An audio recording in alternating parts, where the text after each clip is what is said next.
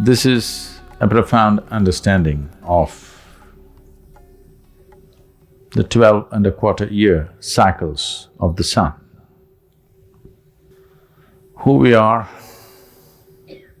the way we are, why we got shaped like this, is fundamentally because of the various forces that function upon us. Solar system being the main thing. In a way, the solar system is functioning like a potter's wheel. It functions like the potter's wheel and, well, you the pot, somebody wants to empty their pot.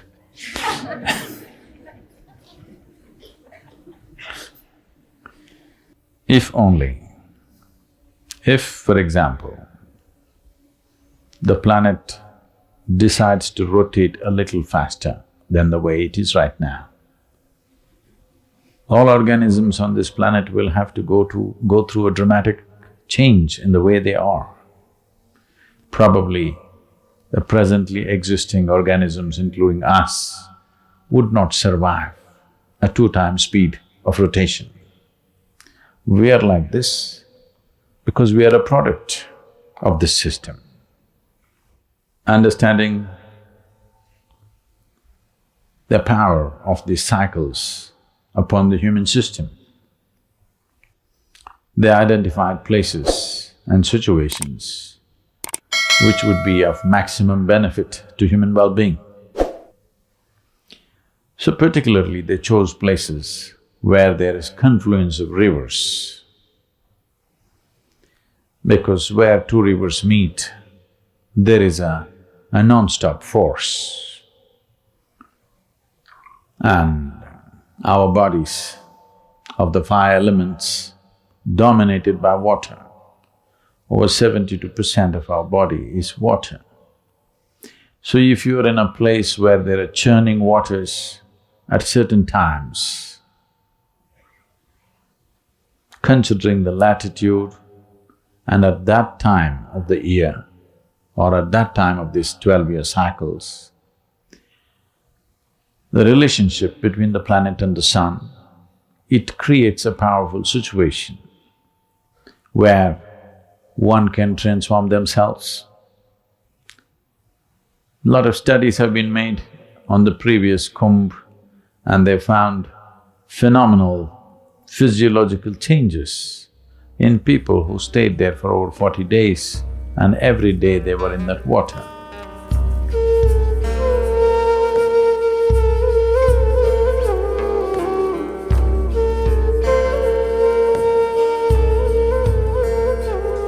A Kumbh Mela is supposed to be for 48 days.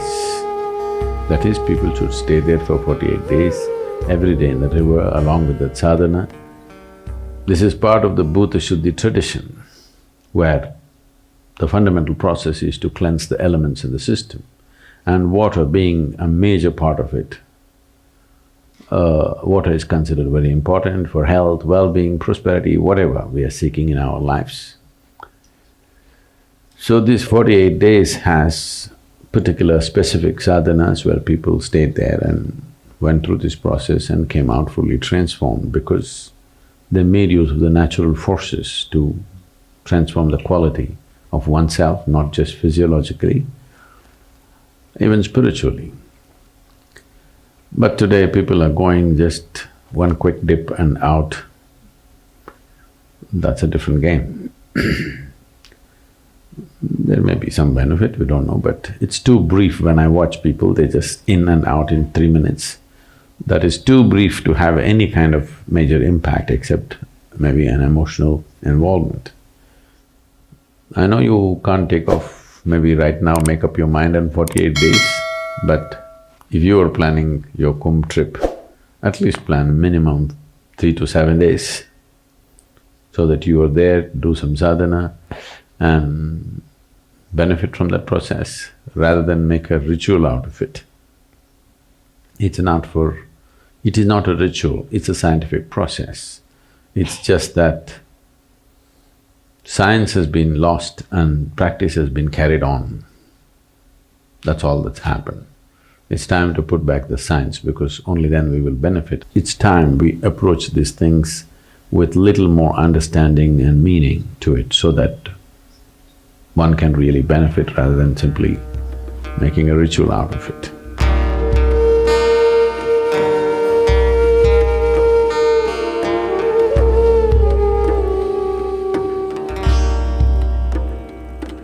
For those of you who are thinking, what has it got to do with me? Because I live in an air-conditioned home. Well, to put it in a very fundamental way, if our mothers' bodies were not in sync with the cycles of the moon, we wouldn't be born. Yes, we wouldn't be born. So the cycles of the moon and the sun has a profound impact in the way we are. Acknowledging this, celebrating this, and finding ways to go beyond this is what Kumbh is what yoga is in many ways, to break the cycles of life. When I say cycles, anything that's cyclical is bound to be repetitive. If something is repetitive, that means it's not getting anywhere.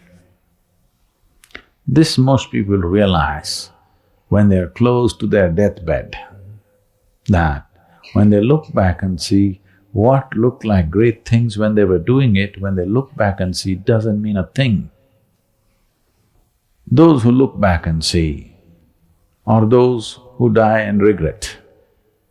But if you look ahead and see what you may do tomorrow, what you are very passionately waiting to do tomorrow, actually doesn't mean a thing, then you would look at life much more profoundly. The problem is not passion, the problem is not involvement, the problem is entanglement.